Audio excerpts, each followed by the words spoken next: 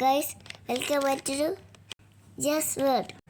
അപ്പോൾ ഗൈസ് നമ്മൾ ഇന്നത്തെ വീഡിയോ എന്ന് പറയുന്നത് നമ്മൾ ഹോം മെയ്ഡ് ഫ്രൂട്ടി ഉണ്ടാക്കാൻ പോവാണ്.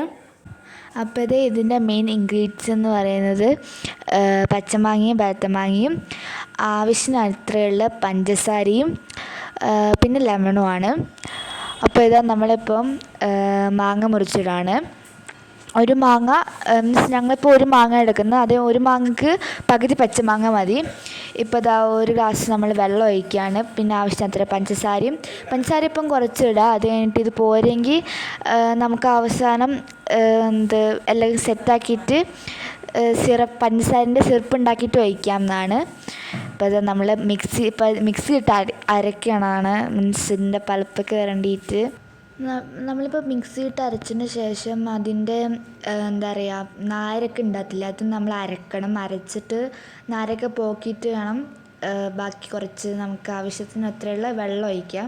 മീൻസ് നമുക്കിപ്പം അറിയാമല്ലോ എത്ര വെള്ളം വേണം. മീൻസ് ഫ്രൂട്ടിക്ക് കുടിച്ചിട്ടുണ്ടാവില്ല, അതിനൊക്കെ വെള്ളം വേണം. പിന്നെ മധുരം വേണമെങ്കിൽ നമുക്ക് സിറപ്പ് ഉണ്ടാക്കിയിട്ട് ഒഴിച്ചു കൊടുക്കാം. പിന്നെ കുറച്ച് നാരങ്ങ പിഴിഞ്ഞ് കൊടുക്കുക, ഒരു ഗ്ലാസ്. പിന്നെ ഇത്തിരി ഉപ്പ് കൊടുക്കാം.